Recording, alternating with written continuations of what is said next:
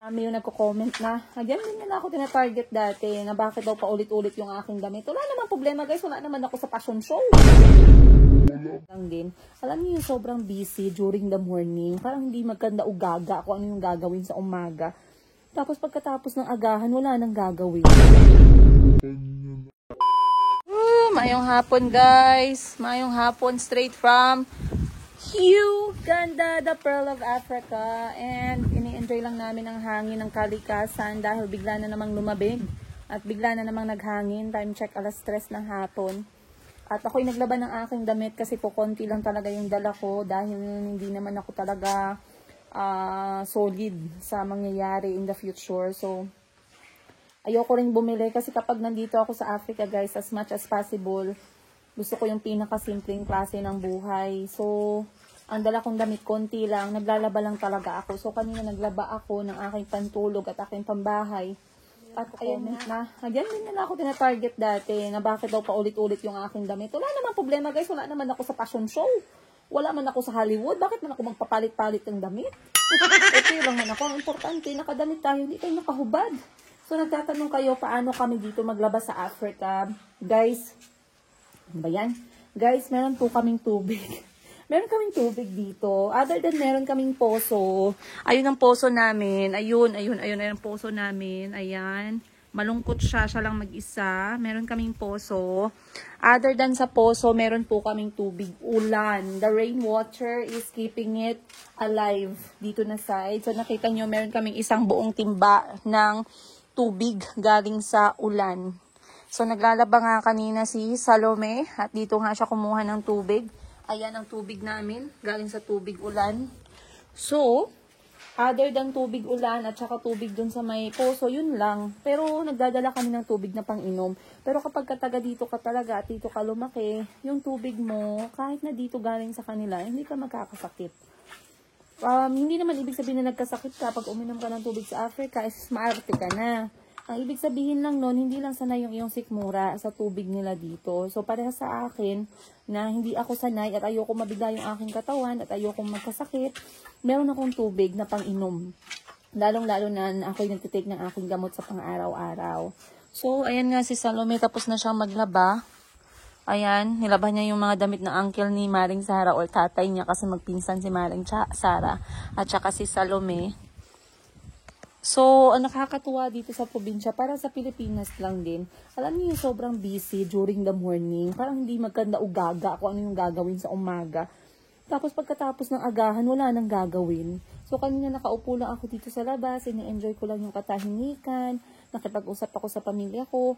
At ngayon nga si Maring Sara sabi niya, Princess, gusto mo bang matulog? Sabi ko, ayoko matulog kasi pag natulog ako, baka mamaya, hindi ako makatulog sa gabi. Ayoko yung ganun. Gusto ko yung tama talaga yung tulog ko sa gabi. So, as much as possible, andito lang ako sa labas. And for our lunch, guys, nag-light lunch lang kami. Saan na ba yung lunch namin? Ang lunch po namin ay, tsaa na may gatas ng baka. Ito nga, nagtsaa ako kanina. Ayan o. Tsaa na gawa sa gatas ng baka at saka luya. At ang pares ay nilagang kamuting kahoy. So, yun yung aming lunch. Mamaya kakain ako, sasama ko kayo. So, sa ngayon, ako muna mag-enjoy kasi nagugustuhan ko yung hangin. But I'll see you guys more on today's episode. Okay, time check. 5:00 ng hapon. 5 p.m. Tining. Back on track, energy check. we were quiet the whole 2 hours, you guys. You know, province life, eh? You know, what's the 3 different types of... Oh, what's that? It's just this. They're always in groups. If you keep moving, you'll see them. Let me ask, I think, who? Salome knows this. The 3 different way to answer a question in Uganda, just using the word eh. So, it depends on the tone. Okay? Salome, if I'm gonna tell you a news and you cannot believe that news, how do you react?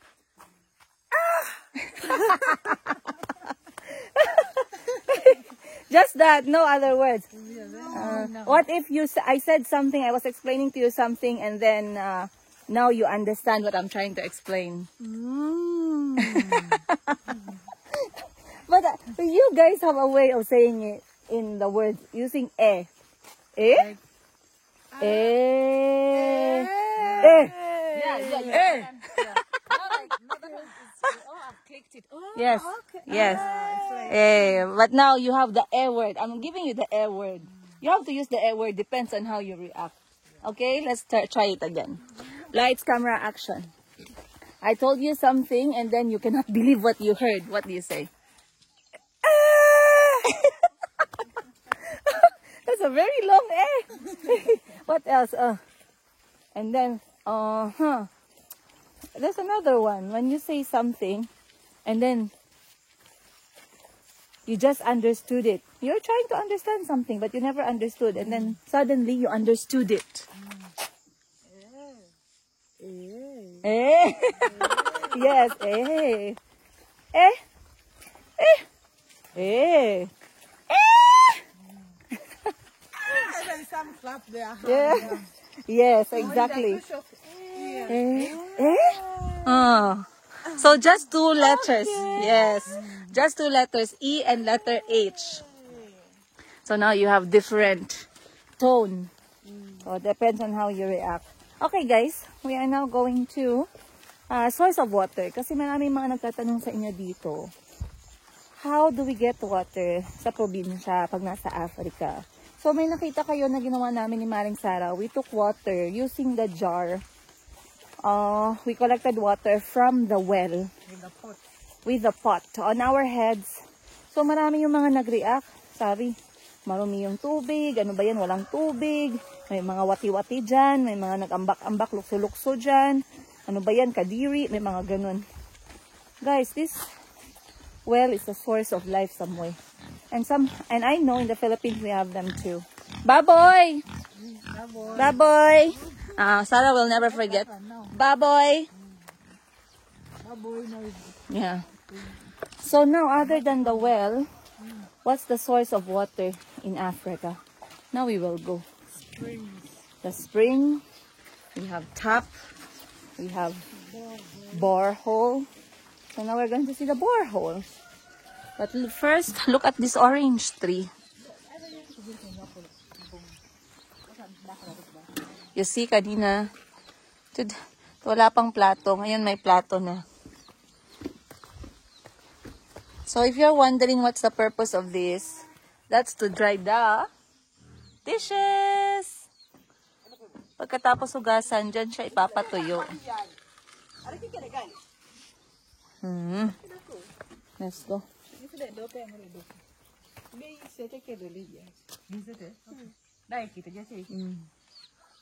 What do you use that Ayata. Oy. This one. I borrow this one. Bigib kami ng tubig, guys. Salamat. Thank you. Let's go. Oh. That's how you get water. Hold the jerrycan. But now this one is short. Just tie it. So cool. There you go.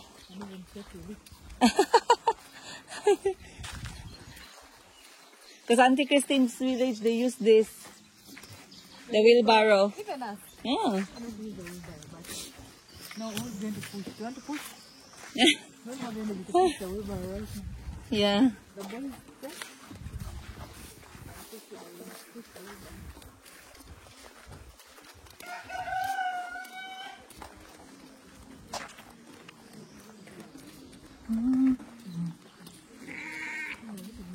Your dad has not yet back. Okay. Preparing G-nuts. Okay. Yoga! Yoga!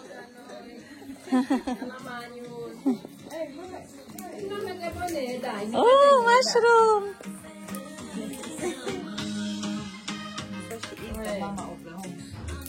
Wow! G-nuts! this one. Even that one. Listen, That's for tray. That's for roasting. They remove. Make it into paste.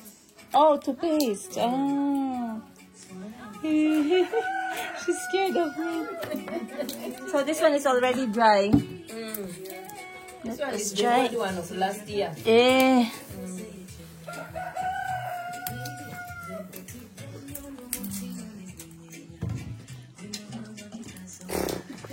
Bayan?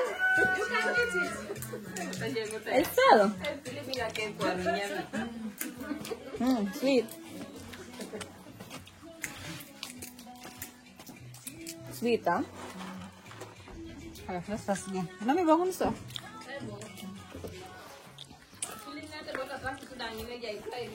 Ay, bajay.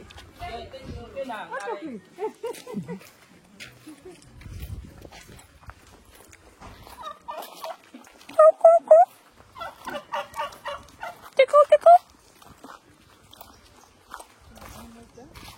The crowd. Wala back.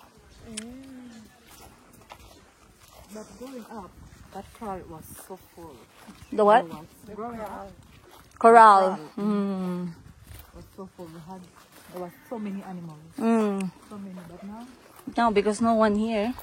not so many. Who's going to eat the animals? They don't eat. Sometimes it's for marriage. Marriage. Eh. You know they married. For marriage. But now look, drying sim-sim. No, not even drying. I think they're now they're doing what? Oh, they are now removing the seeds. Wow, that's amazing. You know them? Eh, that's your tata. That's the crowd. Maybe come and see.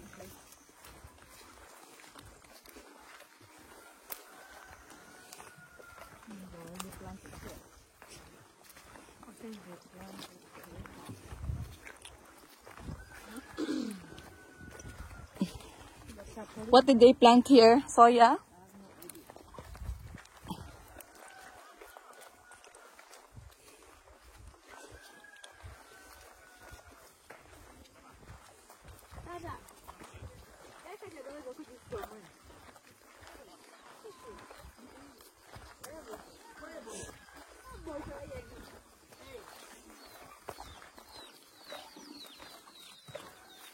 Tata, yoga. Ako, Jakuna. Jakuna. Nag-harvest sila ng sesame seed.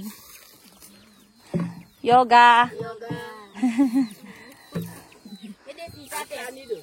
Atando. Eh.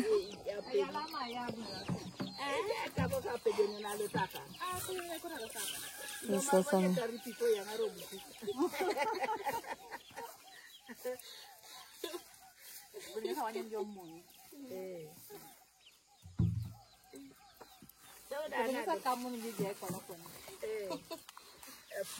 Can you hold this one?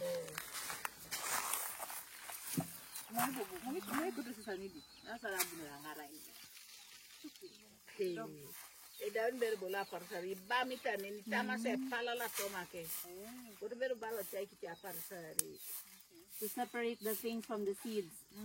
Imagine this many. Yeah. So, eto na yun guys, yung kanina nakita namin ni Maring Sara. This is how they dry the sesame seeds or what they call sim-sim dito sa Uganda. And to collect them when they're already dry, ganito naman siya. Itaktak mo sa may banig and then mahuhulog yung mga buto. Then ngayon sasalain na siya gamit yung kanilang traditional. How do you call this? Auntie Christine also have different way to call this basket. Erite. The tray. Mm. It's called the erite. Irite. They're using this traditional way para ma-separate yung balat at saka yung balat sa tinalupan. Yung balat at saka yung buto. Look. Very nice. And if you try, you can't do that. Really? Technique. Let me try. You try. So look and To do what? you won't try and do that. Hey, she's good. She's blowing. No, it's okay. This side is for my grandfather's brother. And he's there? Passed before my grandfather. Was a very jolly man. Hmm.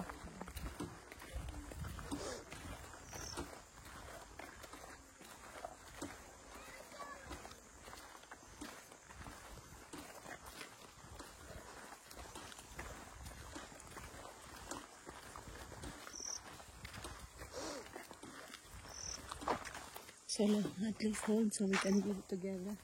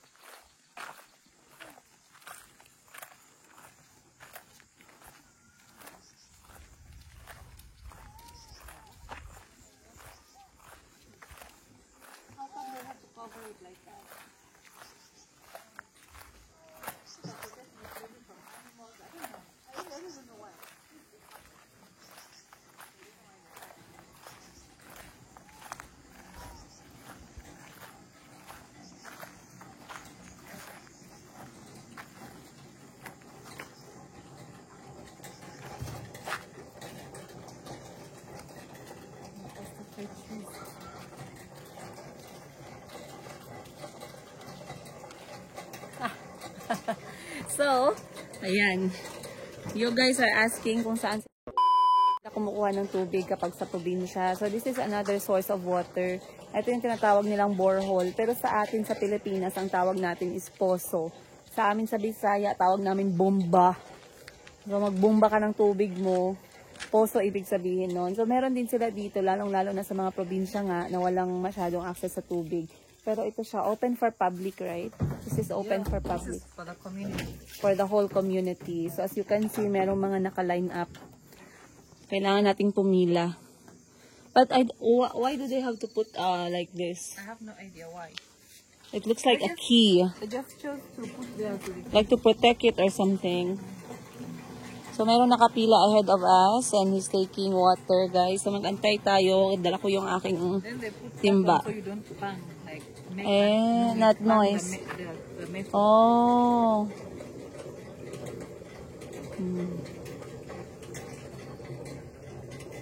And this is also the water they drink. This is very clean water. Very clean. Okay. You don't need to filter it, Yeah. but you could filter if you want, but But for you guys, you just use for cooking, for drinking.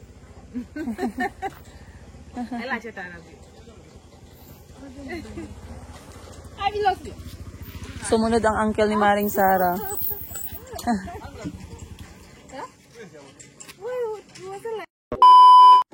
So you guys, if ever you're wondering where shea butter came from, it came from, ta-da! This tree. I hope when we go home, we can find some fruits in the one.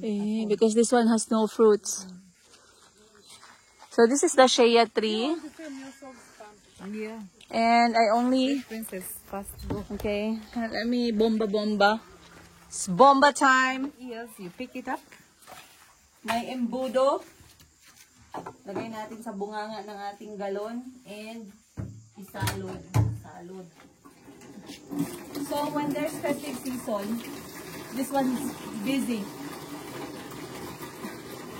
So, good thing guys, we did not come on a holiday time. Kasi holiday festive season like Christmas tsaka New Year, maraming nakapila dito. Dapat gumising ka ng alas 2 ng umaga para mag-igib. Yes! I made it. Some people also have other boreholes also, but for us and our... Let me see if it's cold.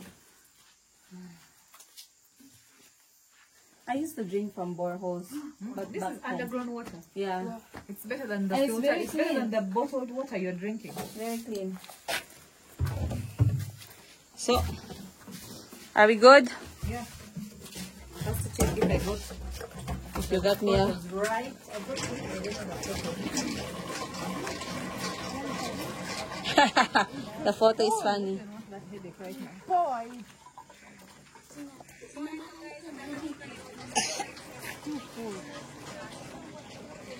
Hey, where are you going? Too poor. Eh, too full. Where is uncle? Ah, I see. Ayan guys, yung mga bata nakapila para kumuha ng tubig. Okay. Makes me thirsty. I can drink this water. Kasi you're taking mo ng par. Ay! Ay!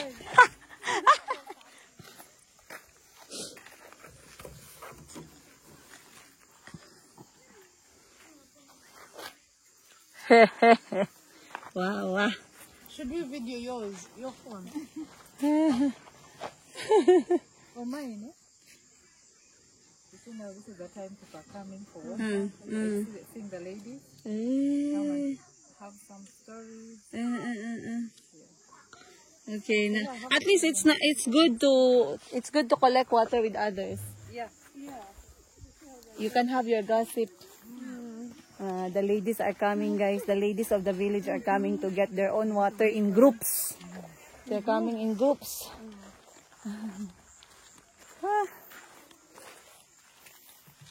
Here, help us so we can carry our water. It's the, I've heard his voice. They're talking there. I think he's talking to some people. Wow.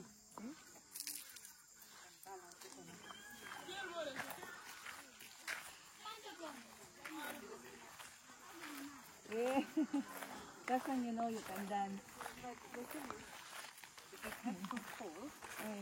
Check the water intake. But the water is so cooling.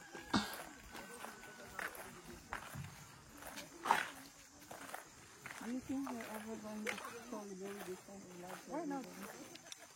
Like when she comes, Yeah. she's bigger. Yeah, she's going to have fun. She's going to enjoy having that.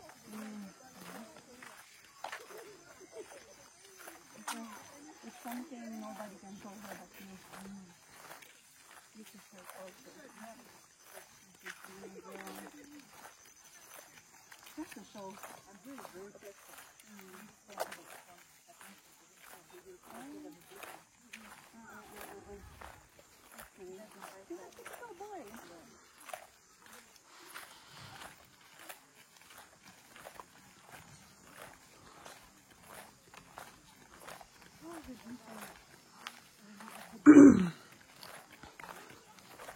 Pantalo going front again.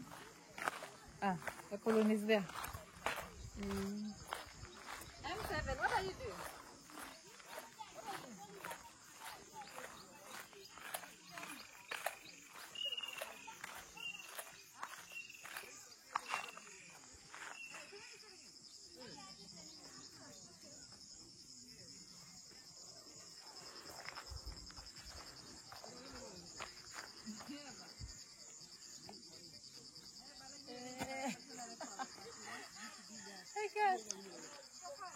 I really enjoy tamarind juice and they're very cold. It's more delicious when it's cold. Very. Now I'm salivating for it. Yoga!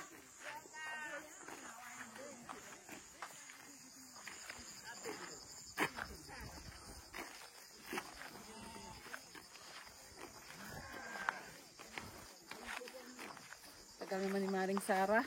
May pagchismisan pa. Look at her gossiping. You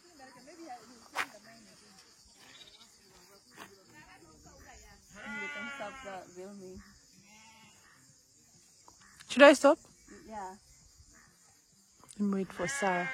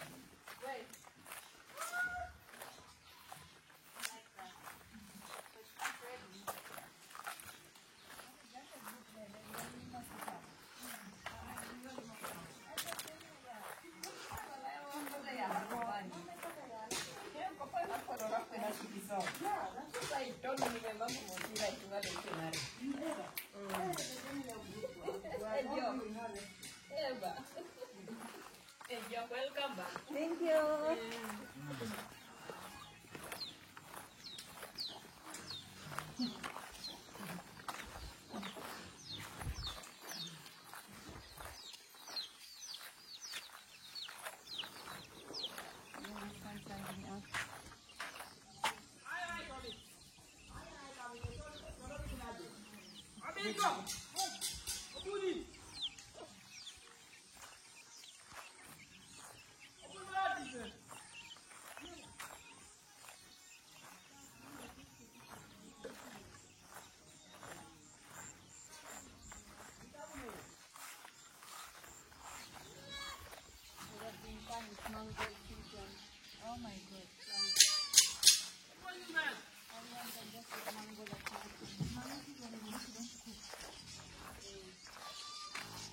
get mango?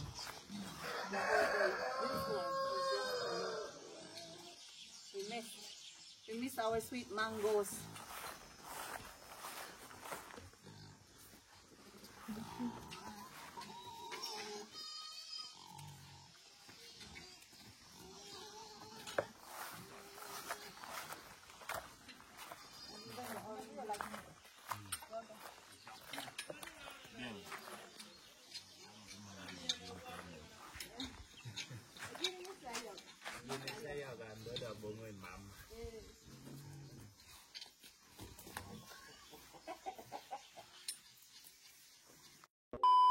Familiar na puno. That is Moringa malunggay ng Africa. Exactly the same leaves and fruit pero magkaiba yung shape ng puno at ang dahon niya hindi ganun kadami. Kuha ako ng buto. There you go. Okay guys, time check. Alas 6 o alas 7 na. So nagluto na si Salome ng ating panghapunan. So yung breakfast namin kanina, chapati at saka subang mais. Yung lunch namin ay kasava na pinakuluan. Nilagang kasava at saka tsaa.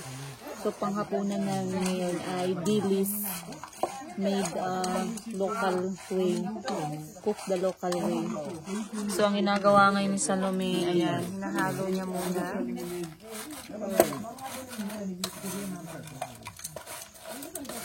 So you fry it without oil first. No? You put oil. Roast.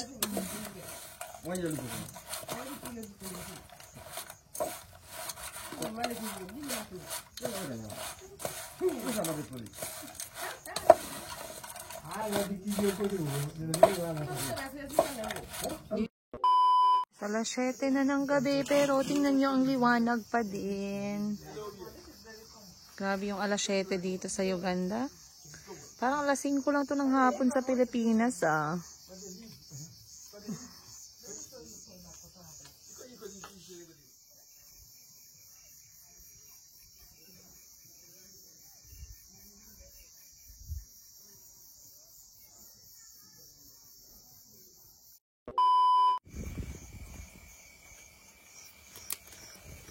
So, natin na. I think it's not enough.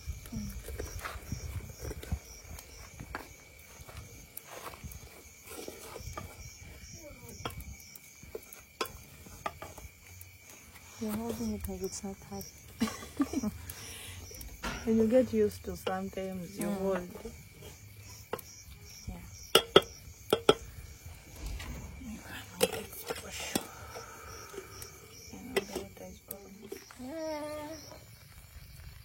This is our posho. Ang kanin natin ngayong gabi, guys. It's ready. Almost. Okay, it's not yet. Okay. Let's show them something.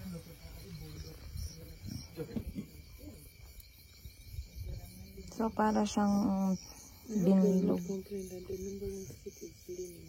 Ah, this is village for you. Everything is okay. Everything is safe. So, para siyang binilog na harina. Ito na yung pinakakanin natin. Ayan. Kain na tayo guys for dinner. Kasi alas 9 na po ng gabi. Guys, dinner is ready. Meron kaming lemongrass na tsaa. Then, posho. Then, meron tayong kamoteng kahoy. Ito yung ulam namin. Tapos salad.